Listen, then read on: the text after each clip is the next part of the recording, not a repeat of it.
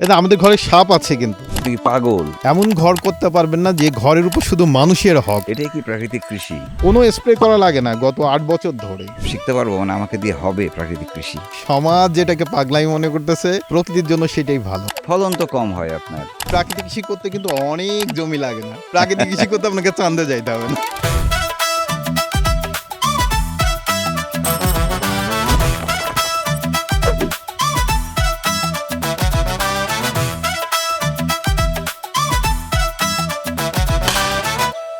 Podcast show গল্পের বাক্সে আপনাদের সবাইকে স্বাগত জানাচ্ছি। আমি মহসিনুল হাকিম।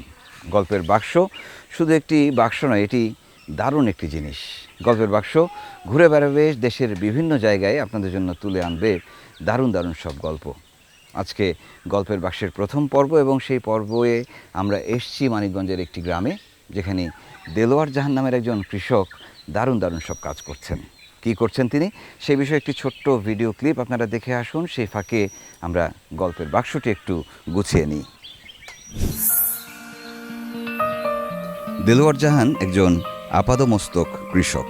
তার এই কৃষিবাড়িতে একজন আদর্শ কৃষক হওয়ার জন্য যা যা দরকার সবই আছে। বিভিন্ন ধরনের শাকসবজি, ধান, গম, পাট ছাড়াও গরু, ছাগল, হাঁস, মুরগি, এমনকি সাপ আর ব্যাঙ, কি নেই এখানে। কিন্তু তার চাষ পদ্ধতি গতানুগতিক চাষ পদ্ধতি থেকে আলাদা।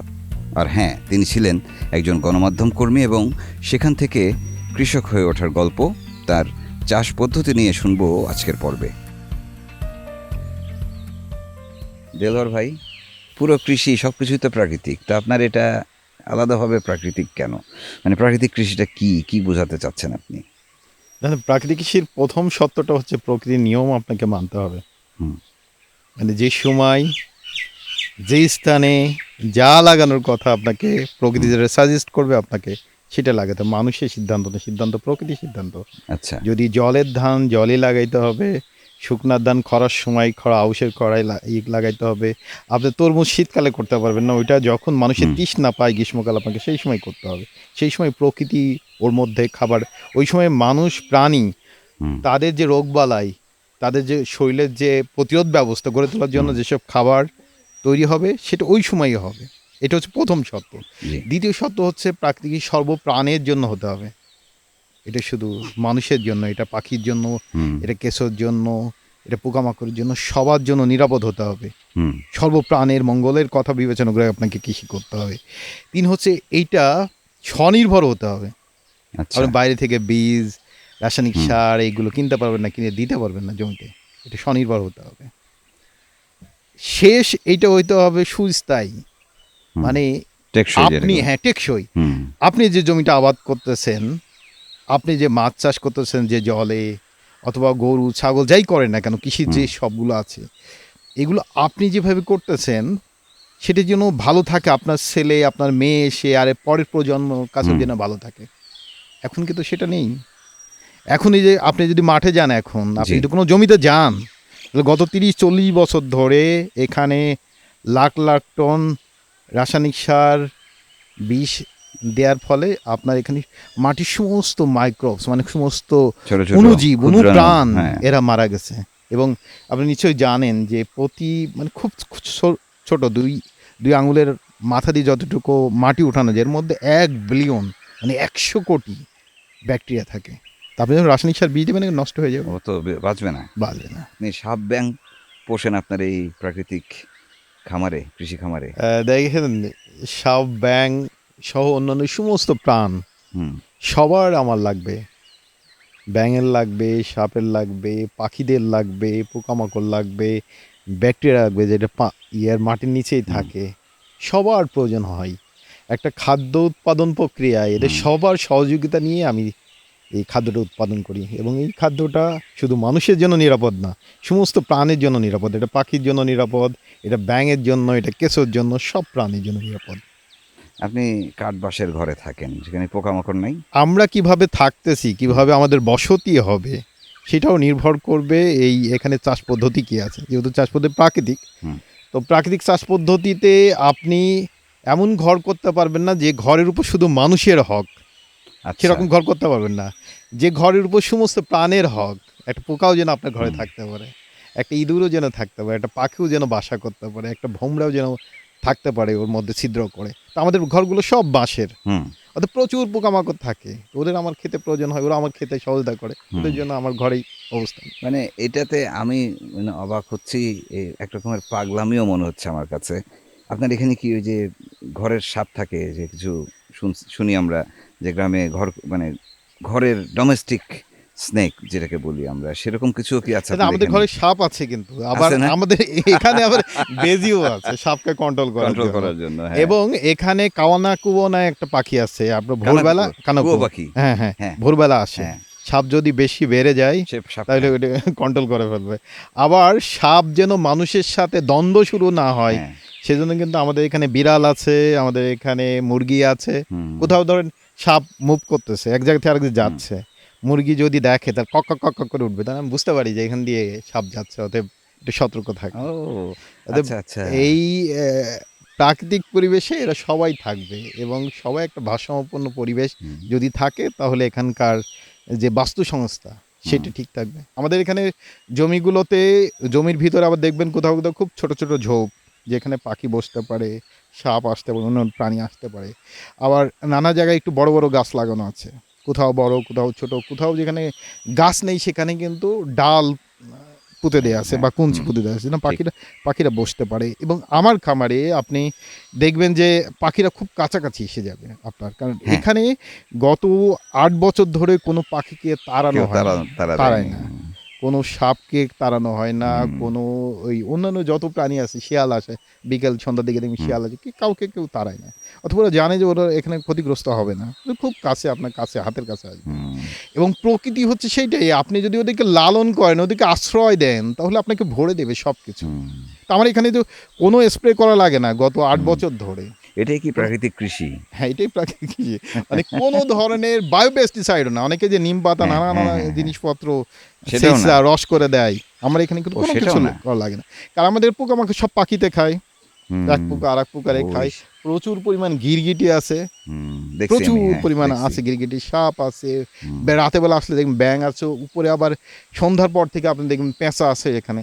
অর্থাৎ সমস্ত প্রাণ মিলেমিশে আমাকে হেল্প করে। আমি তো সেইটাই চাই যে সব প্রাণ মিলেমিশে আমাকে সহায়তা করবে। বন বিড়ালিগুলো আছে, বন বিড়াল আছে, শিয়ালও আছে। বাহ, দারুণ। তার মানে আমাদের সেই ছোটবেলার নানা দাদার বাড়িতে গেলে যে পরিবেশ পেতাম তার পুরোটাই আপনার এখানে আছে। আমরা দেখছি আপনার এই খামারে এসে। আপনার এই পাগলামি কবে আসলো মাথায় বলেন তো? আপনার তো শহরে থাকার কথা, এই পড়াশোনা করলেন, বিশ্ববিদ্যালয়ে পড়লেন, সাংবাদিকতা কিছুটা করে আবার সেই চলে আসলেন গ্রামে, কেন? দেখেন, আপনি বা সমাজ যেটাকে পাগলামি মনে করতেছে, প্রকৃতির জন্য সেটাই ভালো।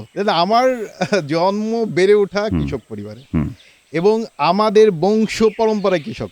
এটা আমি কৃষিকাজ করতে চাইছি, এটা আমার ছোটবেলার থেকে। এবং আমি যখন ক্লাস 8-এ পড়ি, যখন স্বপ্ন দেখে কোনো ছেলে মেয়ে, সেই সময়ের কিন্তু প্রত্যাশাই হচ্ছে আমি ওই সময় যা যা ভাবছি সেটাই করতেছি এখন। অথবা এটা আমার একেবারেই ছোটবেলা থেকে লাইন আপ করা যে আমার জীবন কোন দিক দিয়ে যাবে। কিন্তু এই কৃষিটা প্রাকৃতিক হবে, এটাও কি লাইন আপ করা? এই যে না, এটা প্রাকৃতিক কৃষি হবে, এটা লাইন আপ করা না। কিন্তু আপনি একজন বাণিজ্যিক কৃষক হতেন হয়তো। কিন্তু ধরেন আমি যখন ক্লাস 8 থেকে শুনতেছি যে আমার দাদার বাপরা নীল বিদ্রোহ ছিল, তারপর আমার বাবাকে দেখতেছি এটা সার বীজ দিতে ক্যান্সার আক্রান্ত হচ্ছে, তো আমি তো দেখবই যে আমার যে কমিউনিটিতে বেড়ে ওঠা, যে কমিউনিটি থেকে আমি বড় হচ্ছি, যে কমিউনিটি আমাকে বিশ্ববিদ্যালয়ে পাঠাচ্ছে, তাদের সংকটগুলো সমাধানের জন্যই আমি আমার পথ খুঁজে নেওয়া। তো সেই কারণেই আমি আমার পুরো জীবনটাই এরকম করেই সাজানো যে আমি কি করব, কিভাবে করব, এবং অনুসন্ধান করে করে প্রাকৃতিক চাষ পদ্ধতি বের করে আমি এই চাষ পদ্ধতি করতেছি। অথবা আরেকটা হচ্ছে যেটা আপনি বললেন যে গ্রামের লোকজন পাগল মনে করতো, এই গ্রামের লোকজন তো এখনো বিশ্বাস করে না যে এই খামারের মালিক আমি, অথবা আমি এই খামারটা চালাই। ওরা মনে করে কোনো এক লোক এখানে এসে একটা দামি গাড়ি নিয়ে বটতলায় থামবে, তারপরে সেখান থেকে গাড়ি খুলে নেমে আসবে, সেই লোক হচ্ছে এই খামারের মালিক। এটা এটা এটা একটা দারুণ ব্যাপার। হ্যাঁ, কিন্তু আরেকটা জিনিস, সেটা হচ্ছে যে আপনি শুরু করলেন, ধরেন এটা কত সালের ঘটনা, এইখানে আসলেন? আমরা এখানে এসেছি 18 সালে, কিন্তু প্রাকৃতিক কৃষি আন্দোলন আমি শুরু করছি 2004 সাল, যখন আমি বিশ্ববিদ্যালয় সেকেন্ড ইয়ারে পড়ি। বাহ বাহ বাহ বাহ। 18তে যখন এখানে আসলেন, এটা তো একটা অর্থনৈতিক প্রস্তুতিরও ব্যাপার থাকে, জমি কেনার ব্যাপার থাকে, যেহেতু আপনি এখানকার মানুষ না।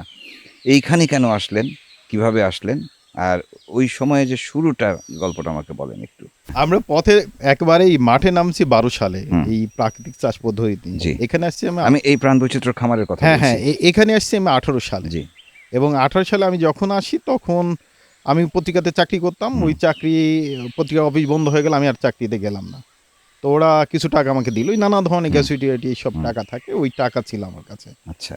তো আমার কাছে সেই সময় জরুরি ছিল যে আমার হাতে যে অনেকগুলো দেশি বীজ আছে সেইগুলোকে কোনো একটা জায়গায় নিয়ে যায়, সেগুলো লালন পালন করা এবং সেখান থেকে বীজ সংরক্ষণ করা। এই জন্য আমার জায়গা দরকার ছিল। তো বাংলাদেশে বিভিন্ন জায়গায় আমি ঘুরতেছিলাম জায়গা খোঁজার জন্য। এই জায়গাটা সম্ভবত, এই যে অনেক বড় বট গাছ দেখছেন, বট গাছ সম্ভবত আমার এখানে টাইনে রাখে দিয়েছে। আমি প্রথম যেদিন আসছি মুগ্ধ হয়েছি বট গাছ দেখে, তারপর বেশি কালীগঙ্গা নদী দেখে মুগ্ধ হয়েছি। আর এই গ্রামগুলো তো চমৎকার, মানে গ্রামের মানুষ নানা নানা মতলম্বে, নানা ধর্মের, নানা বর্ণের, এবং যখন আপনি এই বৈচিত্র্যপূর্ণ মানুষ পাবেন তখন নতুন মতাদর্শ সেখানে কিন্তু সম্প্রীতিটাও সেখানে আছে। হ্যাঁ হ্যাঁ, এই সব মিলে এখানে আসে। আচ্ছা, তারপরে শুরু করলেন এটাকে বাণিজ্যিকভাবে চিন্তা করেছেন নিশ্চয়ই তখন? দেখুন, বাণিজ্যটা তার আগেই শুরু হয়েছে। আমরা 14 সালে ঢাকাতে আমাদের একটা ছোট্ট দোকান প্রাকৃতিক কৃষি বিপণন কেন্দ্র নামে, প্রথমে লালমাটি শুরু, এখন মোহাম্মদপুরে 12 বছর অতিক্রম করতেছে। তো সেখান থেকে তো এই বাণিজ্যটা অনেক আগেই। এবং যে কোনো জায়গায় যে কোনো এই ধরনের উদ্যোগ যদি অর্থনৈতিকভাবে লাভজনক না হয় তাহলে সেটা টেকসই হবে না। এইটা কিন্তু আমাদের 12 সাল থেকে আমাদের মাথায় ছিল। আমরা সব সময় চেষ্টা করছি যে নিজেদের আয়ে চলা। তো সেই আয় করে করেই আমরা চলতেছি। যদি ধরেন কৃষক না হতেন, কি হতেন? আর কোনো বিকল্প ছিল আপনার? আপনি সাংবাদিকতায় পড়াশোনা করেছেন চট্টগ্রাম বিশ্ববিদ্যালয়ে। হ্যাঁ, আমি সাংবাদিকতা পড়ালেখা করছি। অনার্স মাস্টার 2টা করি সাংবাদিকতায়। কিন্তু এই যে সাংবাদিকতা করার এটার পিছনে এটার একটা কারণ ছিল যে আমি আরও গভীরভাবে বুঝতে চাই সমাজ, জাতীয় আন্তর্জাতিক ইস্যুগুলো। এবং আমি বিশ্ববিদ্যালয় থেকে বের হয়ে কৃষি সাংবাদিকতা করছি, অথবা আমি লাইন থেকে বাইরে বের হয়ে যায়নি। এবং আমি যখন ঢাকায় ঢুকছি তখন আমি সিদ্ধান্তই নিয়েছি আমি ক বছর থাকবো ঢাকাতে, এবং এই ঢাকা শহর আমার না সেটা আমি জানি যে আমার কোথায় যেতে হবে। দারুণ। এখন যেটা হচ্ছে যে আপনার চারপাশের ক্ষেতগুলো দেখছি, চারপাশের ক্ষেত খামারের যে ফসল বেশ বড় সড়ো, তাগড়া, ঝকঝক চকচক করছে। তার বিপরীতে আপনার ফসলগুলো কিন্তু ওরকম মানে সরস, বড় সড়ো এরকম না। হ্যাঁ, দেশি মুরগির মতো জিনিসপত্র দেখছি, দেশি ছাগল দেখছি, দেশি গরু দেখছি, এবং আপনার এখানে যেই বিটরুট দেখলাম কিংবা গাজর দেখলাম সেগুলো ছোট ছোট। তো এটা নিয়ে আপনি আপনার যে প্রতিদ্বন্দ্বী যদি আমরা বলি, অন্য কৃষক যারা হাইব্রিড করছেন, যারা সার দিচ্ছেন, কীটনাশক দিচ্ছেন, তাদের সাথে প্রতিযোগিতায় কিভাবে যাচ্ছেন আপনি? দেখুন, আমি এইসব প্রতিযোগিতায় রাজি না। আচ্ছা। প্রথমত প্রকৃতি এই ধরনের প্রতিযোগিতা মেনে নেয় কিনা, আচ্ছা, বাস্তুতন্ত্র এগুলো মানে কিনা। যদি বাস্তুতন্ত্র না মানে আমি সেটা করি না। হ্যাঁ, আপনি নদীতে বাঁধ দিতে পারেন, কিন্তু ওইটা বাস্তুতন্ত্র, ওইটার জন্য আপনার অর্থনৈতিক পরিবর্তন আসতে পারে, কিন্তু শেষ পর্যন্ত আপনি ক্ষতিগ্রস্ত প্রতিরোধ করবে সে। তো প্রকৃতিতে যে নানা ধরনের চক্র আছে, এই চক্র কোনোটাই আমার এখানে বাধাগ্রস্ত নেই, সব কিছু চলতেছে। তো এখন আপনি কি করবেন? আপনি পোলট্রি মুরগি খেয়ে মারা যাবেন না দেশি মুরগি? সিদ্ধান্ত আপনার। পোলট্রি মুরগি খেয়ে মারা যায় মানুষ? হ্যাঁ, সিদ্ধান্ত আপনার।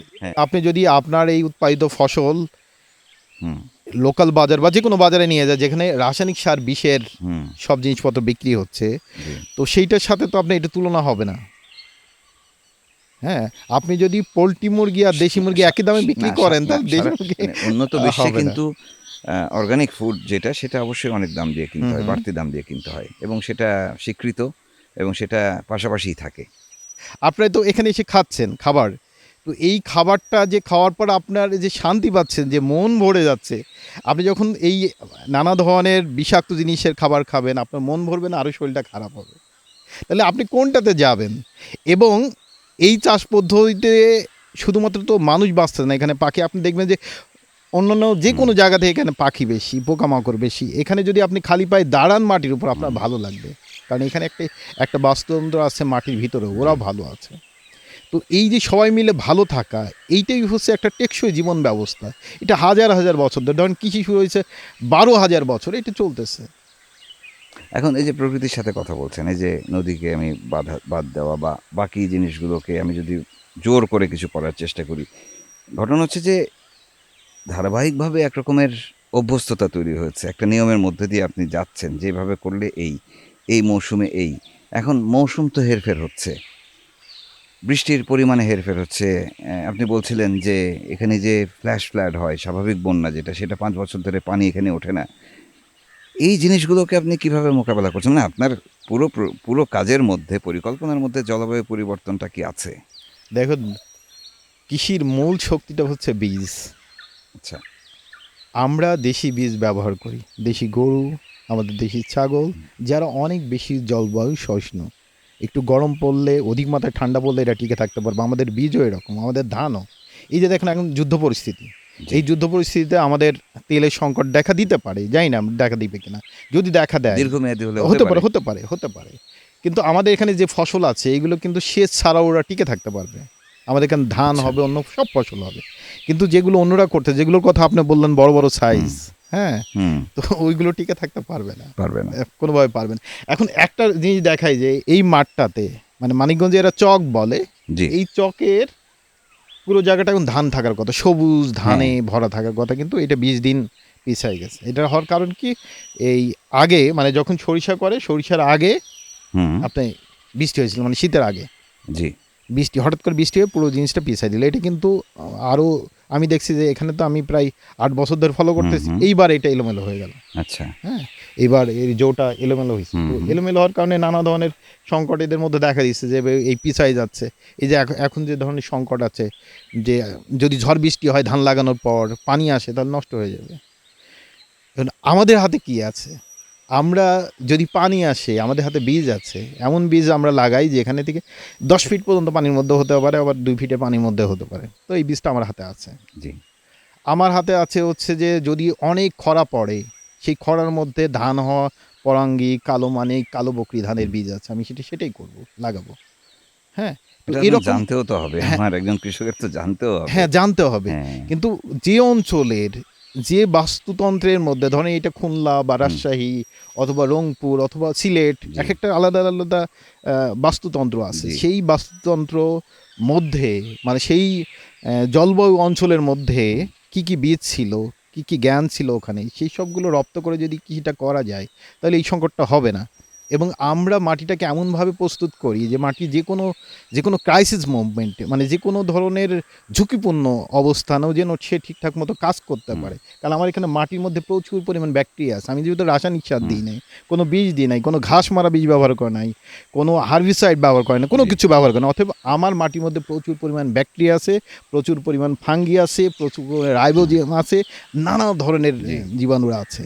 দেখেন, যদি কখনো খরা পড়ে, আমার গাছকে এই 40 ফিট নিচের থেকে এক ধরনের ফাঙ্গি আছে যেগুলো আমার গাছকে পানি টেনে খাওয়াইতে পারবে। কিন্তু আপনি যদি রাসায়নিক সার দেন, তাহলে ওইটা থাকবে না। আমার এখানে যদি বৃষ্টি নাও হয়, তাও এখানে হাজার হাজার ছিদ্র পথে হচ্ছে কেঁচোদের ছিদ্র আছে মাটির গভীরে, এবং মাটির গভীর থেকে বাষ্পটা উপরে আসতে পারবে। কিন্তু যেখানে রাসায়নিক সার দেওয়া হচ্ছে, সেখানে মাটি শক্ত হয়ে গেছে, সেখান থেকে নিচ থেকে কোনো কিছু আসতে পারে না, অর্থাৎ বাইরে থেকে সব কিছু দিতে হয়, সেচ দিতে হয়, নানা কিছু দিতে হয়। তো যদি কেউ প্রাকৃতিক চাষাবাদ করে, তাহলে এই যে জলবায়ুর যে সব সংকট আছে, যেসব পরিবর্তন হচ্ছে, এই পরিবর্তনে এরা ভালো করবে, এরা টিকে থাকতে পারবে। অথবা আপনাকে ওই বীজ লাগবে, বীজেই আমি আসি। সেটা হচ্ছে যে বীজ কি আমাদের আছে, মানে আমাদের মানে পর্যাপ্ত, যদি মনে করেন যে যেই বীজ প্রতিষ্ঠানগুলো থেকে আমরা বীজ কিনি, আমাদের কৃষকরা বীজ কেনেন, ঠিক আছে, মানে শতাংশের হিসাবে তো মনে হয় 99.99% হচ্ছে সেই বীজ। তো আজকে যদি সেরকম একটা অবস্থা তৈরি হয় যে ওই বীজ আমরা পেলাম না কোনো কারণে, ওই প্রতিষ্ঠান হয়তো বললো যে এটা আমাদের কাছে নাই, অথবা আমরা দিব না, অথবা কোনো কারণে আমরা কোনো একটা এমবার্গোর মধ্যে পড়ে গেলাম ধরেন, তখন কি আমরা ফসল চাষ করতে পারবো? দেখুন, বীজ যদি কোম্পানিগুলো অথবা যদি বাইরে থেকে সাপ্লাই না হয় বাংলাদেশে, তাহলে বাংলাদেশে 1 মৌসুমের পরেই খাদ্য অভাব দেখা দেবে। এটা আমরা 1 মৌসুম মানে 4 মাস পর। আমরা এটা বহুদিন ধরে, বহু বছর ধরে বলে আসতেছি যে আপনার বীজ আপনার হাতে থাকতে হবে। জি। কারণ আপনার বীজ আপনার হাতে যদি না থাকে, তাহলে এই ধরনের কোনো ধরনের যদি সংকট তৈরি হয়, জাতীয় বা আন্তর্জাতিক সংকট তৈরি হয়, তাহলে কিন্তু এই খাদ্য সংকট এই ধরনের একেবারে হাতের দৌড় বাংলাদেশে কোনো কৃষকের হাতে, ধরেন অধিকাংশ কৃষকের হাতে, যেটা আপনি বলতেছেন অধিকাংশ কৃষকের হাতে কিন্তু বীজ নেই। তাহলে যদি সে বাজার থেকে বীজটা কিনতে না পারে, তো লাগাবে কিভাবে? ধরেন যে যুদ্ধ যদি দীর্ঘমেয়াদী হয়, জাহাজ চলাচল বন্ধ হয়ে যায়, বীজ তো আসবে না, স্বাভাবিক বীজ আসবে না। বীজ না এই রাজনীতিটা বলেন তো, আপনি নিশ্চয়ই আন্দোলন করছেন, বোঝেন। আমি দেখুন, আমরা কৃষকদের জায়গা থেকে যেটা আমরা বুঝি সেটা হচ্ছে এই বীজ হচ্ছে একটা টোপ মানে বড়শির সামনে যেটা দেয়, যেটা একটা মানে মাছ যদি জানতো যে বড়শি, তাহলে তো ও মুখ দিত না, কারণ ওকে এমন আধার বা খাবার দেওয়া হয় আকর্ষণীয় যে ও বড়শি জেনেও খায়। তো বীজ হচ্ছে ওই টোপ। যদি কোনো কৃষক এই ধরনের বীজ, হাইব্রিড, জিএম বীজ বা বড় কোম্পানির বীজ সে নেয় একবার, তাহলে ও তো লোভে পড়ে নিল, ওর মুখে বসে আটকে যাবে। তারপরে ওই বীজ থেকে যখন চারা হবে তখন দেখা যাবে যে এক ধরনের রোগ হয়েছে, ও পাগল হয়ে যাবে, দৌড়ে যাবে বাজারে, দেখবে যে ওই কোম্পানির সেই সবগুলো এসে হাজির, সব হাজির, হাজির। এরপর একটু বড় হইলে দেখবে পোকা লাগছে, ও আবার যাবে দৌড়ে, একটা স্প্রে করে দেখবে যা হচ্ছে না, তখন ও 4-5টা নিয়ে আসবে একসাথে, বানাই ককটেল মারবে। আচ্ছা, হ্যাঁ, তো এইসব করতে করতে ও অসুস্থ হবে বা ওর পরিবারে কেউ অসুস্থ, কারণ ও সারাক্ষণ বিষের মধ্যে আছে। এই যে ও অসুস্থ হইলে আবার ওই আরেকটা চক্রের মধ্যে পড়তে, আবার একটা খরচের মধ্যে পড়তেছে। তো আমি জানি না মিডিয়া এটা আসবে কিনা, কিন্তু ঘটনা হচ্ছে যে যারা এই বীজ বিক্রি করতেছে, তারা বীজ বিক্রি করে এবং তারা ওষুধ বিক্রি করে বাংলাদেশে, তাদের হাসপাতাল আছে বাংলাদেশে। এইটা একটা চক্র, এবং এই চক্রটাকে আপনি যদি বাউলদের ভাষা একটা ফ্যারে পড়া, আপনি ফ্যারে পড়া, বাউলরা বলে ফ্যারে পড়ে, মানে এইটা একটা এইটা একটু মাইনকাসিবাই পড়া, কিছু একটা মাইনকাসিবার মতো।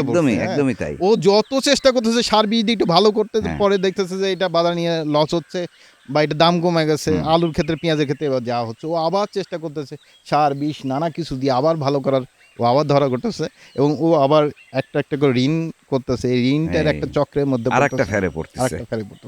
এই ফ্যারে কিন্তু আমি যখন সিদ্ধান্ত নিই যে প্রাকৃতিক কৃষি বা এই ধরনের পথ পদ্ধতি আমাকে খুঁজতে হবে, আমার পরিবার এরকম ফ্যারের মধ্যে পড়েছিল।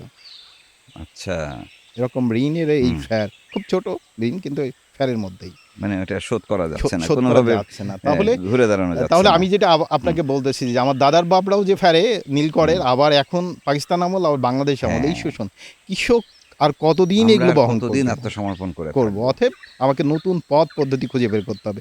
সেই পথ পদ্ধতি, সেই জীবন ব্যবস্থা হচ্ছে প্রাকৃতিক কৃষি, আমি যেটা যাপন করি। প্রাকৃতিক কৃষিতে আমি বলছি এটাকে ইংরেজিতে যেটাকে ভায়াবল বলে আর কি, যে লাভজনক, আপনার পোষাচ্ছে কিনা। আপনি একটা উত্তর দিয়েছেন যে আপনি ব্যবসা করছেন। দেখুন, এইটা আমাদের কৃষকের কাছে, আপনি এই প্রশ্ন যদি আমাদের কৃষকের কাছে করতেন যারা প্রাকৃতিক কৃষি করে, ওরা বলতো যে লাভ কি যায় না, কিন্তু আমার ওষুধ কিনতে হয় না, আমার পরিবারের জন্য ডাক্তারের কাছে যেতে হয় না। হ্যাঁ, এইটা হচ্ছে তাদের লাভ।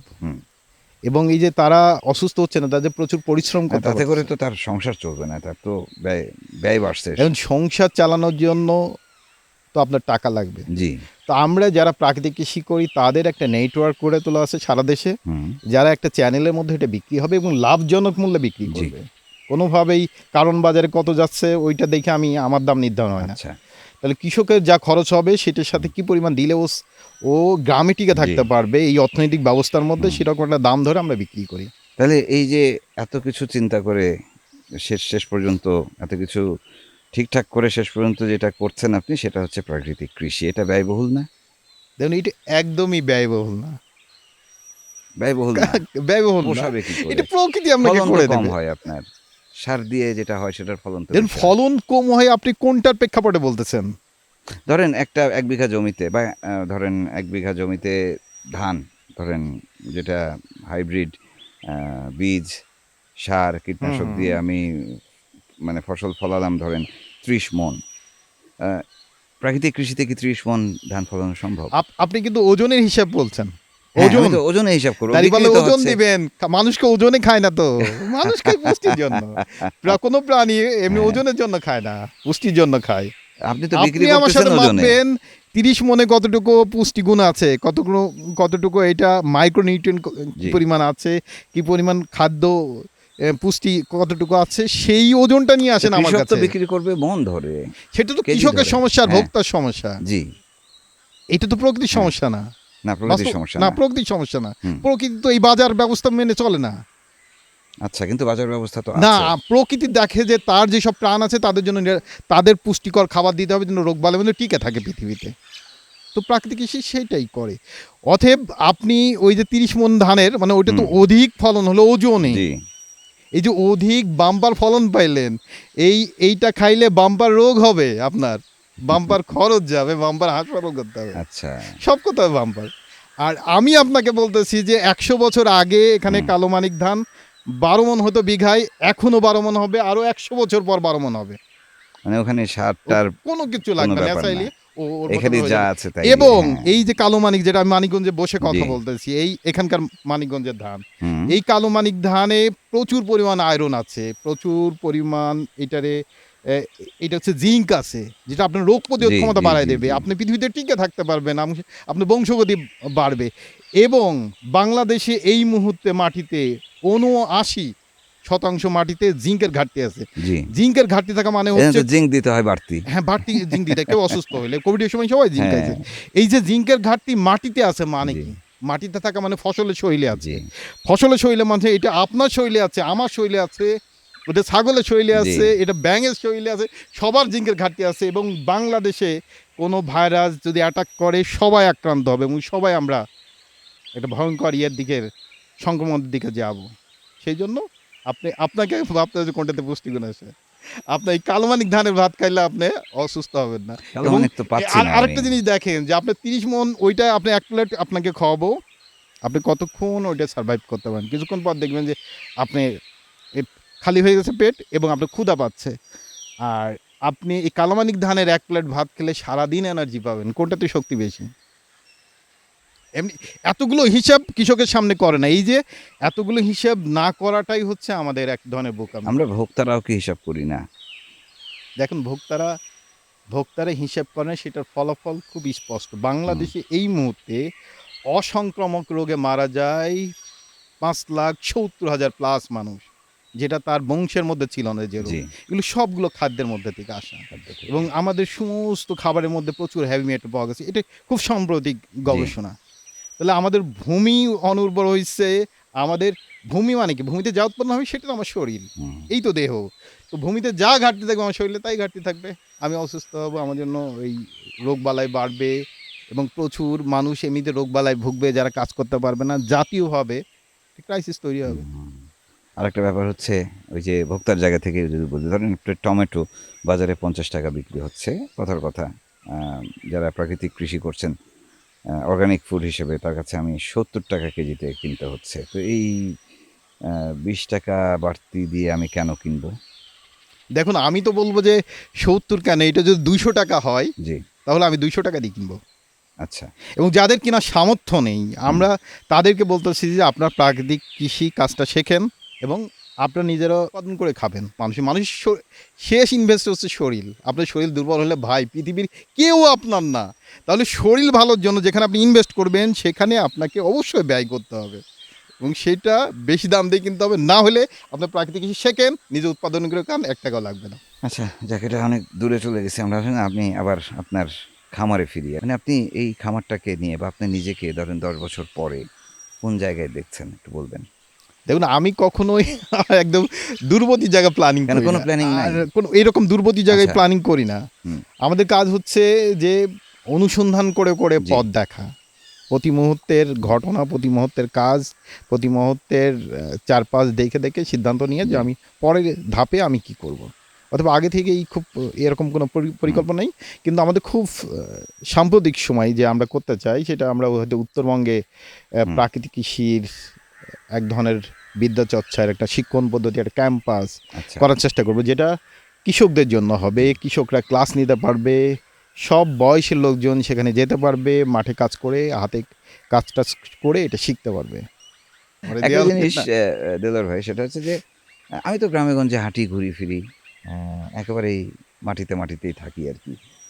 আমার ইচ্ছা জাগে বা আমার এক রকমের টার্গেটও আছে, লক্ষ্যও আছে এরকম যে আজ থেকে কিছু বছর পরে গিয়ে আমি খামারি হব, কৃষক হব, আমার জমি লিজ করে হোক বা যেভাবেই হোক আমি কিছু জমি নিয়ে দরকার হলে চরে গিয়ে কৃষিকাজ করব, তো আমি এটা শিখতে পারবো, মানে আমাকে দিয়ে হবে প্রাকৃতিক কৃষি? দেখুন, প্রাকৃতিক কৃষি করতে কিন্তু অনেক জমি লাগে না, এবং আচ্ছা। প্রাকৃতিক কৃষি করতে আপনাকে চাঁদে যাইতে হবে না। আপনি আপনি যেখানে, যে গ্রামে, হ্যাঁ। যে শহরে আছেন, হুম। আপনার যা থাকে, আপনার যদি ছাদ থাকে, হুম। আপনার যদি একটা বারান্দা থাকে, জি। আপনার যদি 2টা টব থাকে, হুম। আমরা বলবো যে ওই ছোট জায়গার মধ্যেই, ছোট ছোট জায়গার মধ্যে আপনি প্রকৃতির ক্ষতি হয় এমন কোনো কিছু না করে, প্রকৃতি কৃষির নিয়ম মেনে, সব ধরনের কৃত্রিম রাসায়নিক ছেড়ে আপনি আপনার জন্য নিরাপদ করে প্রাকৃতিক কৃষি পদ্ধতি করতে পারবেন। অথবা এইটার জন্য অনেক জমি লাগে এরকম কোনো কিছু নাই। আমরা বলতেছি যে আপনি প্রাকৃতিক কৃষি করার আগে আপনার জীবনযাপন প্রাকৃতিক হচ্ছে কিনা সেগুলো খুব ভেবে দেখা দরকার। মানে আমাদের এখানে ধরেন, আমাদের এখানে রান্না হচ্ছে, তো রান্না হইলে এই রান্নার যে চাল ধোয়া পানি, মাছ জি। ধোয়া পানি, জি। এগুলো কিন্তু গাছের হ্যাঁ, গাছে হ্যাঁ, গড়ে হ্যাঁ, গড়ে হ্যাঁ। যাচ্ছে। এবং আমরা নিজেরা ধানটাকে চাল তৈরি করে চালটা খাচ্ছি, আমাদের কুড়া, আমাদের গরু খাচ্ছে, ছাগল খাচ্ছে, আবার মাঠে যাচ্ছে, রান্না হচ্ছে, সেখান থেকে ছাই হচ্ছে, সেই ছাইটা জমিতে যাচ্ছে। হুম। অর্থাৎ আপনার জীবনযাপন এরকম হতে হবে। আর যদি এটা না হয়, আপনি যদি ধরেন শহরেই থাকেন, তাহলে আপনার রান্নাঘরটা হচ্ছে সবচেয়ে ভালো প্রাকৃতিক কৃষি করা যায়। রান্নাঘরে যা কিছু উচ্ছিষ্ট হচ্ছে হুম। সেইটাই আপনি ছাদে নিয়ে যেয়ে এটাকে সারে রূপান্তরিত করে আপনার জন্য যা যা প্রয়োজন সেই খাবারটা ছাদ থেকে করতে পারবেন। অসংখ্য ধন্যবাদ দেলোয়ার ভাই। আমরা আসলে, আমি ব্যক্তিগতভাবে এবং আমি ধারণা করি যে এই পডকাস্ট যারা দেখছেন, অনেক কিছু নতুন আমরা শিখেছি, জেনেছি, জানলাম, এবং সবচেয়ে বড় কথা আমরা উৎসাহিত হলাম। আপনাকে অসংখ্য ধন্যবাদ গল্পের বাক্সের পক্ষ থেকে। প্রিয় দর্শক, আহ, আমরা সত্যি সত্যি, আমার নিজেরও ভীষণ ভালো লাগছে। আপনারা এতক্ষণ যারা গল্পের বাক্স পডকাস্টটি দেখছিলেন, আশা করি আপনাদেরও ভালো লাগছে। কেমন লাগছে আসলে, কেমন লেগেছে আমাদের এই পর্বটি, আমাদেরকে কমেন্ট করে জানাবেন। আজকের মতো বিদায় নিচ্ছি। আগামী পর্বে ফিরবো, শিগগিরই ফিরবো নতুন আরেকটি জায়গায়, বাংলাদেশের আরেকটি কোনো প্রত্যন্ত অঞ্চলে, কোনো একটি গ্রামে, কোনো একটি বটতলায়, নতুন আরেকজন মানুষকে নিয়ে। বিদায় নিচ্ছি, ভালো থাকবেন সবাই।